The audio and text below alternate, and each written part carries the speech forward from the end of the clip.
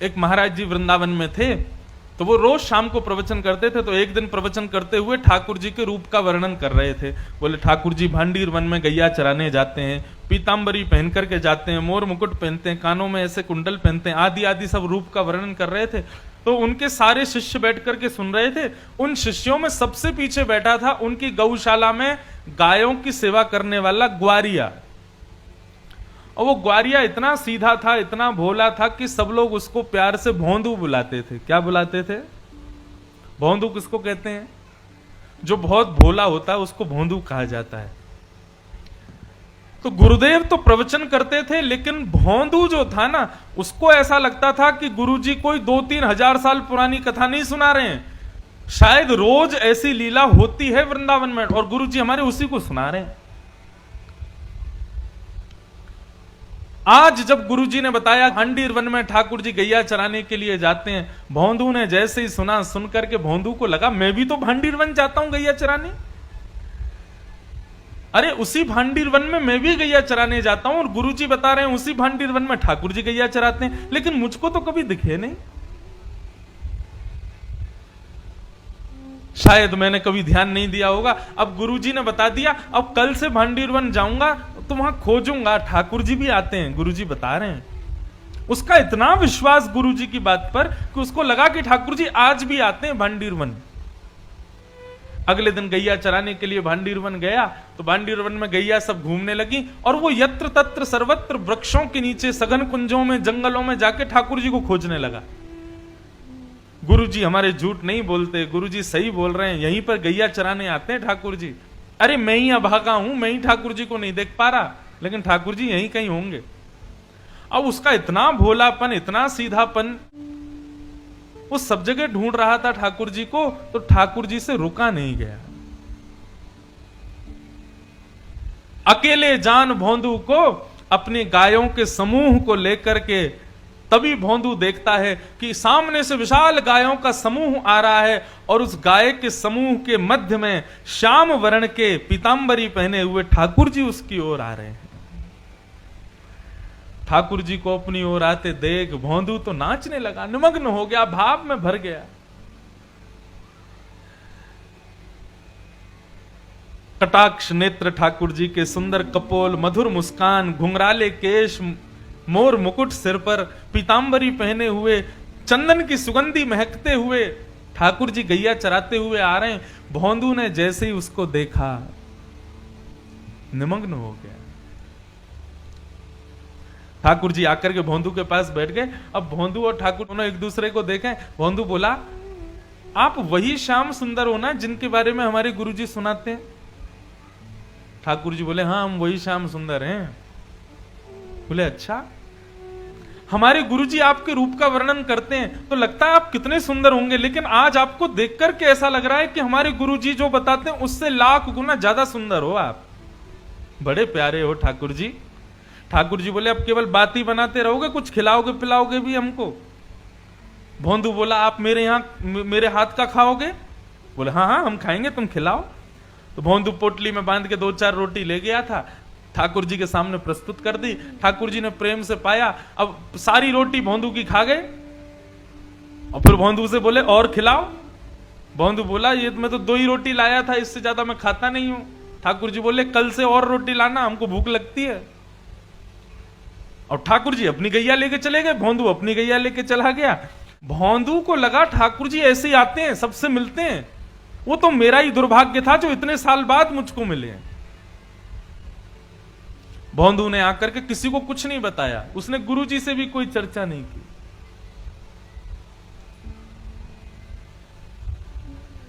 दूसरे दिन जैसे ही भोंदू जाने लगा, ज्यादा रोटियां ले गया, ज्यादा सब्जियां ले गया। तो रसोई घर के जो महाराज जी थे उन्होंने जाकर के गुरुजी को बताया। बोले, गुरुजी आज तो भोंदू इतना सारा भोजन लेकर के जा रहा है। गुरुजी आए, आकर के बोले, भोंदू तुम तो इतना नहीं खाते, किसके लिए लेके जा रहे हो?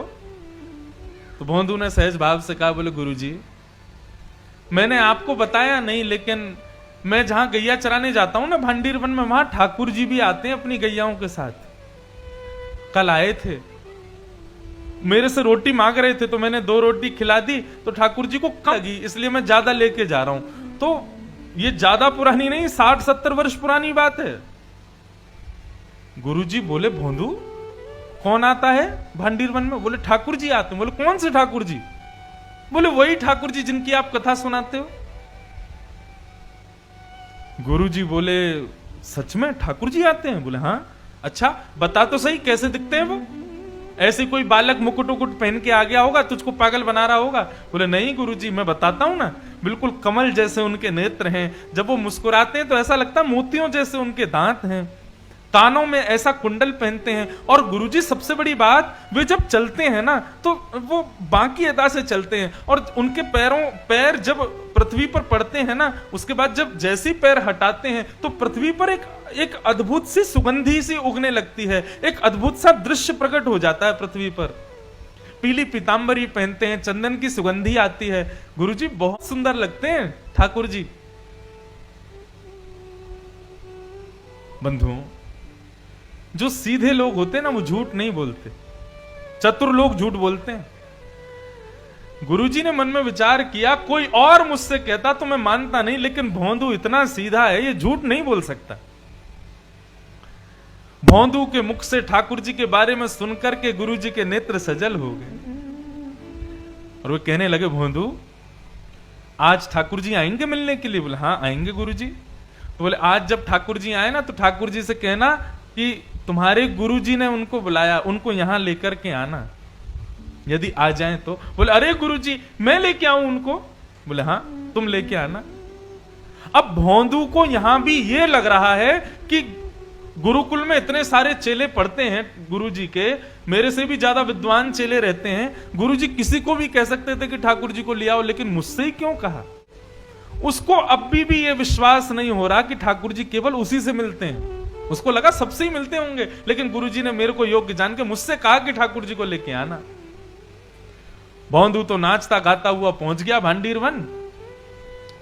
जैसे ही ठाकुर जी आए, ठाकुर जी आके बोले, अरे भैया भोंदू जल्दी रोटी खिला।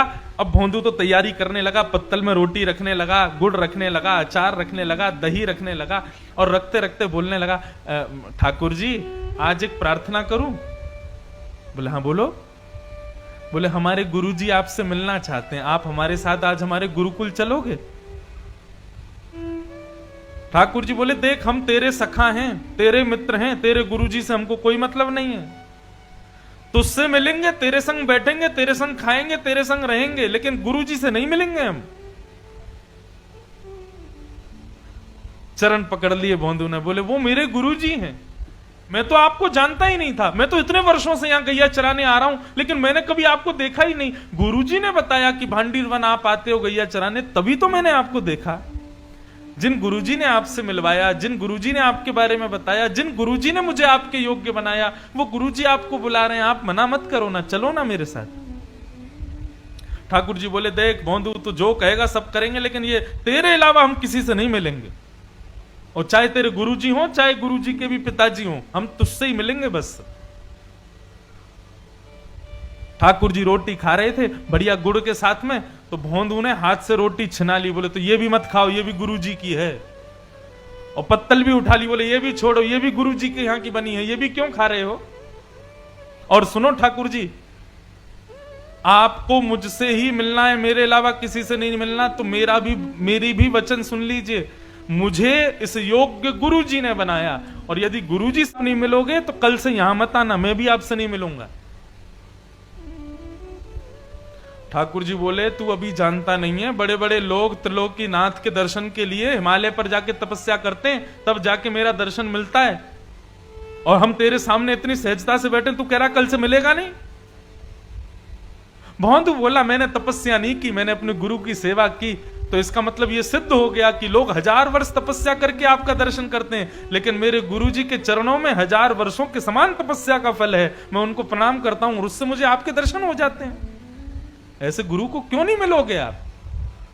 ठाकुर जी बोले, गुरुजी से नहीं मिलेंगे। तो फिर भोंदू बोला, ठीक है, तो आज से मेरी आपकी कट्टी, कल से मत आना यहां पे, मेरे गुरुजी के नहीं तो फिर मेरे भी नहीं आप।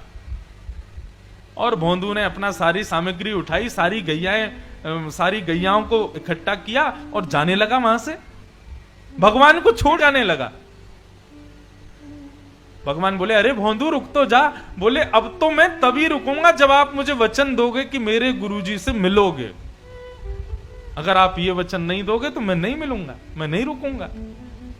भोंदू जाने लगा, थोड़ी दूर गया, थोड़ी और दूर गया। अब मानो जैसे कि हमारे श्याम सुंदर के त्रिलोक की नाथ की त्रिलोक की संपदा छूट रही हो। दौड़े भोंदू के पीछे और पीछे जाकर के भोंदू के कमर पर चढ़ गए ऊपर और बोले तू जहां जाएगा सब जगह जाएंगे, लेकिन तू छोड़ करके मत जा, ले चल अपने गुरुजी के पास में।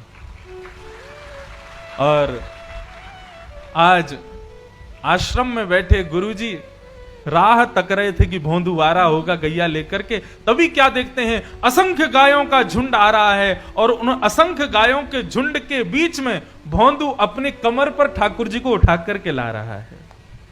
ये दृश्य देखते ही जो गुरुजी थे वे तो मूर्छित हो गए और जब होश में आया तो नंद नंदन को सामने देखा।